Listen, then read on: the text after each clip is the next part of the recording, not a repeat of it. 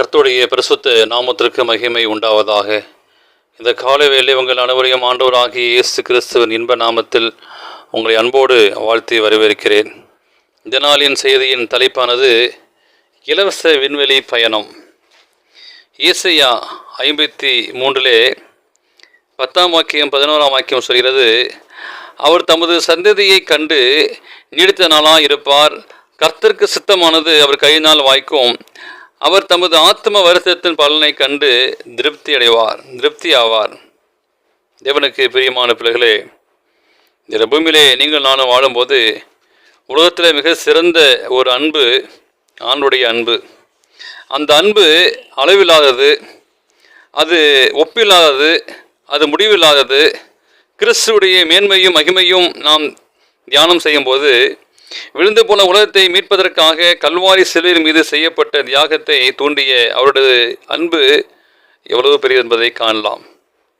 இந்த ஆய்வு, இந்த ஆராய்ச்சியானது, இந்த பொருளானது நித்திய காலங்கள் நெடுகிலும் பரிசுத்தவான்களை அதிசயத்தீரும் வியப்பினாலும் நிறைக்கும். அப்படி ஆனால் நாம் ஏன் அதை இந்த உலகத்திலே தியானிக்கக்கூடாது?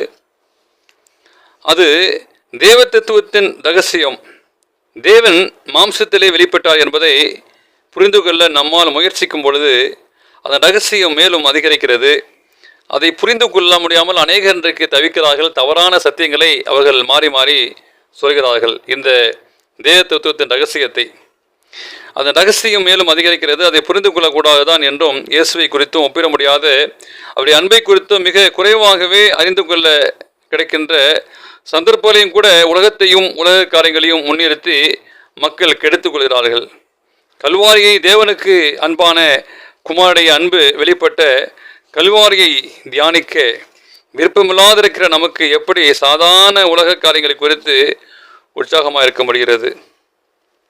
பரதேசிகளும் நன்றி அறியாதவர்களும் குற்றவாளியுமாக இருக்கிறவர்களை தகப்பனை வீட்டிற்கு கொண்டு போய் சேர்க்கும்படிக்கவே நமக்கு ஒரு அழைப்பு கொடுக்கப்பட்டது. அத்தனை வேதனைகளையும் அவமானத்தையும் அவர் சகித்தார். ஆசிரியக்கப்பட்டவரின் அந்த வீட்டை என்னால் இழக்க முடியாது, தேவனுடைய ராஜ்யத்திலே சேர்க்கப்படுவேனே அகில் இரட்சிப்பு திட்டத்தை இன்னும் ஆழமாக தொடர்ந்து ஆராய்ந்து பார்க்க வேண்டும். மீட்கப்பட்ட பரிசுத்தவான்கள் அனைவரும் எப்பொழுதும் இல்லாத அளவிற்கு பிதாவுடைய அன்பையும் குமாரனுடைய அன்பையும் அறிந்து புகழ்வார்கள். அவருடைய நித்தியமான நாவுகளிலிருந்து துதியின் கீதங்கள் எழும்பும். அவர் நம்மை நேசிக்கிறார், தமது ஜீவனை நமக்காக கொடுத்தார். மகிமையடைந்த சரீரங்களோடு, விவரிக்கப்பட்ட தகுதியோடு, சுத்தமாக்கப்பட்ட இருதயத்தோடு, கரையற்ற உதடுகளை கொண்டு மீட்பின் உன்னத அன்பை நாம் பாடுவோம். பரலோகத்திலே வேதனைப்படுகிறார்கள், இருக்க மாட்டார்கள். நித்தியமான காரியங்களை குறித்து உபதேசிக்க வேண்டிய ஐயவாதிகள், அதாவது நார்த்தியர்கள் இருக்க மாட்டார்கள். பிரிங்கி எறிய வேண்டிய தவறான எண்ணங்கள் இருக்காது. மாறாக அறிவை கொடுக்கின்ற அன்பை எல்லோரும் பகிர்ந்து கொள்ளுதாகவே இருப்பார்கள். அது எப்படிப்பட்ட இளைப்பாறுதல்! ஆணுடைய ஸ்தோத்திரம்! அங்கே தேவனுடைய மக்களுக்கு ஒரு மகிமை இளைப்பாறுதல் உண்டு. அங்கே இயேசு மீட்கப்பட்டவர்களை புல்லுள்ள இடங்களுக்கு நடத்தி செல்வார். தேவனுடைய நகரத்தை மகிழ்விக்க ஜீவ தண்ணீரண்டையில் அவர்களை கொண்டு செல்வார். அப்பொழுது நான் எங்கே இருக்கிறேனோ அங்கே அவர்களும் என் கூட இருக்க விரும்புகிறேன் என்று கிறிஸ்து தம் பிதாவிடத்தில் அந்த ஜெபித்த விண்ணப்பத்திற்கு பதிலளிக்கப்படும். வேத வாக்கியம் சொல்கிறது, உன்னை நான் அந்நாளிலே சேர்த்து கொண்டு உன்னை முத்திரை மோதிரமாக வைப்பேன் என்று கர்த்தர் சொல்கிறார்.